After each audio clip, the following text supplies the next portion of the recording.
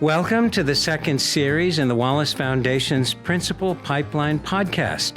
I'm Lucas Held, Director of Communications at the Wallace Foundation, and we've added this second series of podcasts in order to discuss major new findings from a study of the Foundation's 6-year Principal Pipeline Initiative. The multi-year implementation and effects study on the pipeline was conducted jointly by Policy Studies Associates and the RAND Corporation. And importantly, the evidence from this study of pipelines is strong enough to make pipelines eligible for federal funding under the Every Student Succeeds Act. Now, when we talk about a principal pipeline, we mean a comprehensive district-led effort to put into place 4 interlocking components: rigorous leader standards, high-quality pre-service principal preparation, data-informed hiring and placement, and well-aligned on-the-job support and evaluation, especially for new principals.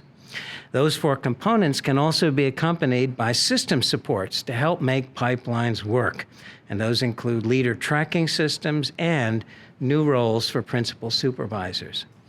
Now, in prior episodes, we discussed the impact pipelines have on student achievement and principal retention, as well as how impact was measured and how pipelines are carried out.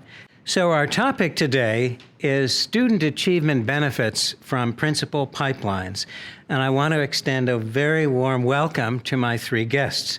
We have Susan Gates, who's a senior economist with the RAND Corporation and co-principal investigator of the final report in the study, which was released on April 8, 2019, and which assessed the effects of principal pipelines on districts, schools, and students.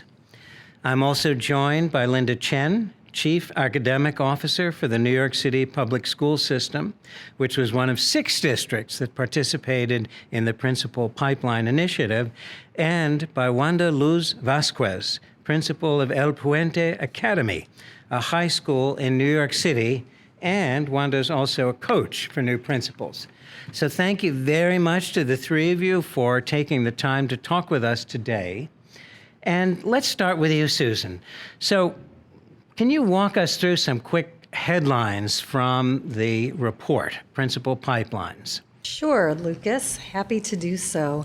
So the report looks at the effectiveness of principal pipelines. And to look at effectiveness, what we did is compared changes in outcomes in pipeline schools and in non-pipeline schools. When we say pipeline schools, what we're referring to are schools in the pipeline districts that got a newly placed principal during the time frame of our study. And there were over 1,100 such schools in the pipeline districts. We compared their outcomes to the outcomes of over 6,300 schools in non-pipeline districts that also got a newly placed principal. And what we found is those schools in pipeline districts outperformed the schools in non-pipeline districts. There were positive effects of the pipeline initiative on student achievement in both math and reading when we averaged the results across all of the districts. Those positive student achievement outcomes were widespread across districts over time. They were found in both reading and math, and we also found positive effects at the elementary, middle, and in math at the high school level as well. It turns out that the benefits kicked in quickly for the pipeline districts. The earliest cohorts of schools that got the newly placed principals did have positive benefits. Susan, what kind of a magnitude, tell us a little bit about the magnitude of the student achievement benefits. Sure. Well, the magnitudes vary depending on what specific metric we're looking at. But after 3 or more years of having a newly placed principal, we estimate that the effects of the initiative were as large as 6.22 percentile points in reading and 2.87 percentile points in math. And is that a kind of a common magnitude to see in district-level initiatives? So that's a great question. It turns out that district-wide initiatives of this nature that are comprehensive and touch all, many or even all schools in school districts often do not have any statistically significant effects, much less statistically significant effects of this magnitude. So these findings are quite notable in that regard. So, Linda, let's turn to you. So Susan notes that the findings are quite notable in their magnitude. Now, as Chief Academic Officer in New York City, you're overseeing a vast array of academic activity. What benefits are you seeing from this principal pipeline approach?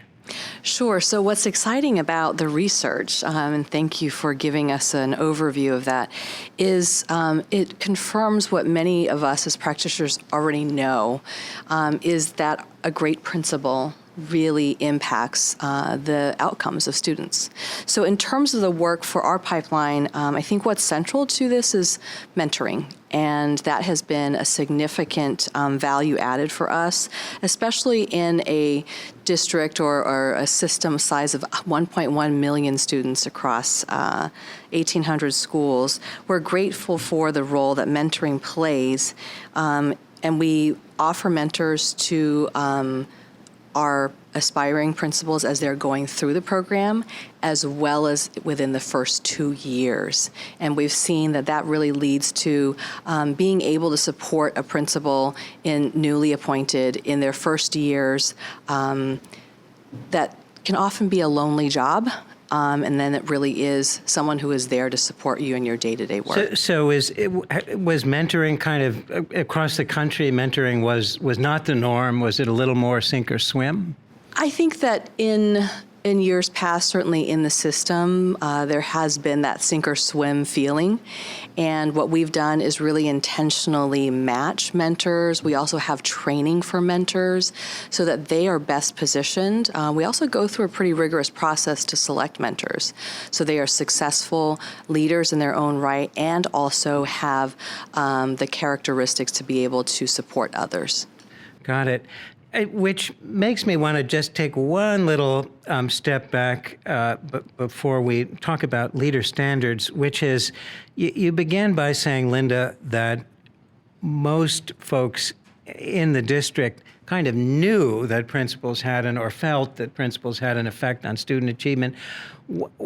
Somebody might ask, why do principals have an effect on student achievement? What's the mechanism? How does that happen? Because they are ultimately responsible for everything that happens in the learning environment. And I think first and foremost, they cultivate learning environments that advance teacher learning and development, since teachers are the greatest connection to student impact. But we also know that the environmental factors are critically important in terms of the climate and culture of the school building, the engagement of the community. All of those things matter, and the role of the principal ties all of those things together. Susan, did you want to add anything to that? Well, just to amplify one point, I think we all recognize the importance of teachers, and teachers are often described as the number one factor or number one school level factor influencing achievement. Teachers go to work every day in a school building, and the principal is their boss. And so if you don't have a good principal in that building, teachers are not going to be very happy, and nor are they going to be very effective. Wanda, does that resonate with you as a principal? Yes, it does. I think as a school principal, we are in charge of leading instructional development across the school, but also developing the capacity of our teachers, guidance counselors, paras, and students to lead in a way that is culturally responsive and that will support positive student outcomes. And it requires in many ways that you're everywhere and nowhere at the same time. And so it's multitasking to the 10th degree and then some. And I think one of the things that the leadership programs and the pipeline did for me and for our school was to support my ability to design adult learning, to really engage in leadership theories, to really understand how to provide teachers and adults in the building with feedback. And I then had the wonderful opportunity to serve as a LEAP mentor to folks who are now principals and assistant principals, both within the school and throughout New York City. And so that gave us a solid group of people who had a shared understanding of what it meant to be an effective school leader, and also what it meant to lead within a school that was committed to nurturing and inspiring leaders for peace and justice. So, Linda, Wanda's given an almost magical description of the work of the principal as being everywhere and nowhere, and as Susan pointed out, the person who's really setting the tone for the people who go to work every day and do the work of teaching. Say a little bit about how leader standards play a role in guiding what principals like Wanda are doing. Yes, anchoring our principal pipeline work in standards of practice that are also aligned to our evaluation makes a significant difference. So not only is our pipeline program aligned to those standards, but because they are paired, most of our pipeline programs include being paired with a mentor, oftentimes the principal of the school that the aspiring principal is in. So what you have is, and I've seen great examples of this year, where as the principal is unpacking the standards of practice and setting their goals according to it and thinking about a strategy to attain and meet all those goals, that aspiring principal is mentored in that same process. And so together, and actually in many of our buildings, that aspiring principal is also supporting the principal in attaining those goals school-wide.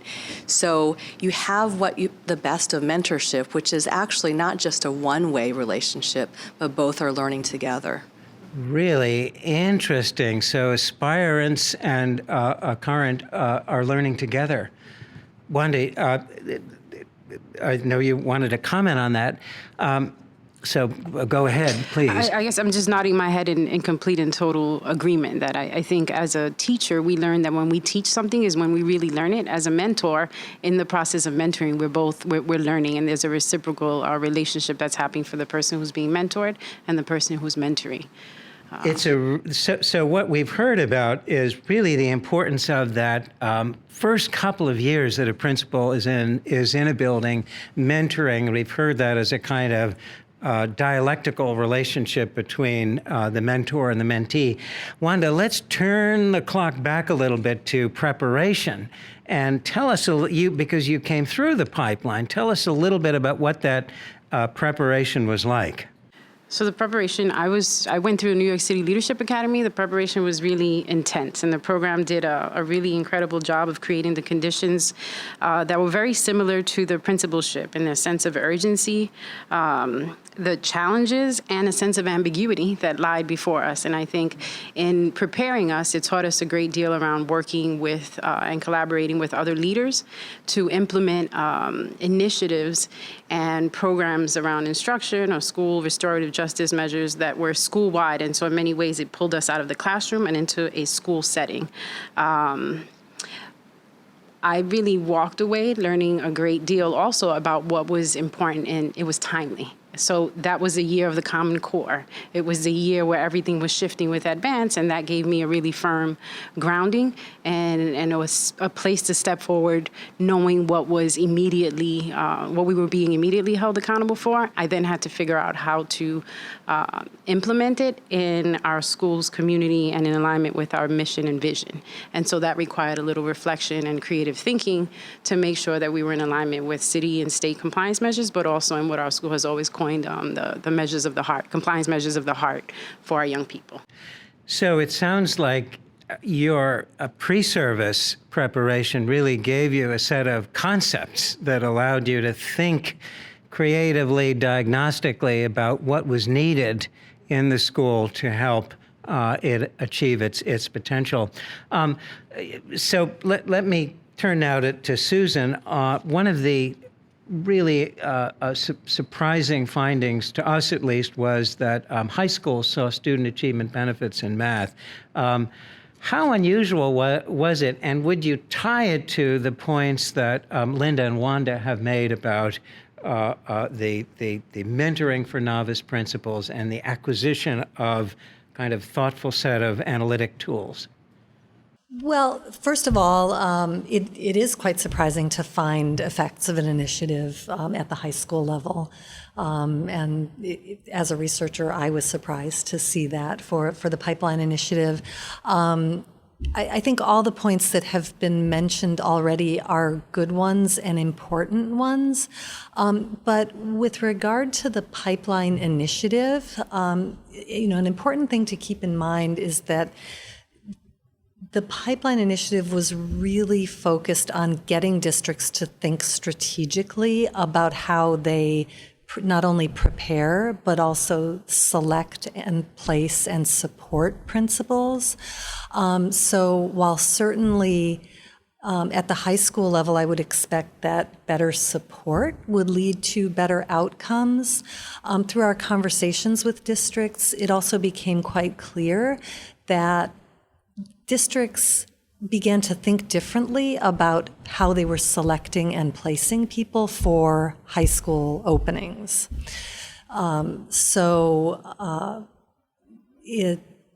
Moving into a high school principalship can be very challenging, and it may not be the best placement for a novice principal, someone who has never been a principal before.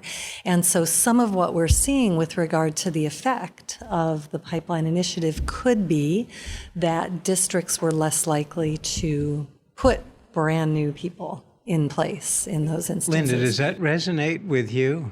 I think with our system being so large, there are many of those different factors. I would say, to speak specifically to what we've done, a lot of the work and principal preparation for us is also on instructional leadership. That's an important component. So whether it is a new or aspiring principal going into a position, or one that's, to your point, that's already have a proven track record, it is a big part of our professional learning. And it is true that a principal has to do everything under the sun, literally. But at the end of the day, the purpose is to advance learning and instruction for every student. And that is what we really focus our efforts on. And the Office of Leadership actually sits within the Chief Academic Office, which is a little different in some other places where it sits under the line of school supervision or human capital. And so that is a wonderful note on which to close, Linda, reminding us that the main focus of this is to help all students achieve to their full potential. And I think just to tick off a couple of themes we've heard today, we now do have evidence that a strategic approach to developing and supporting principals can pay off for student achievement. We've heard suggestions about why, because principals who are both everywhere and nowhere at the same time set the climate, support teachers in honing their craft, and make connections with folks in the community. We've heard about the importance of pre-service training and that new mentoring relationship, which is a two-way street, and undergirding all of them, leader standards, which unify the approach across a district. So let me give a thank you once again to our three terrific panelists, Susan Gates, Linda Chen, and Wanda Luz Vazquez. Thank you for helping us think more thoughtfully about student achievement and the connection to leadership.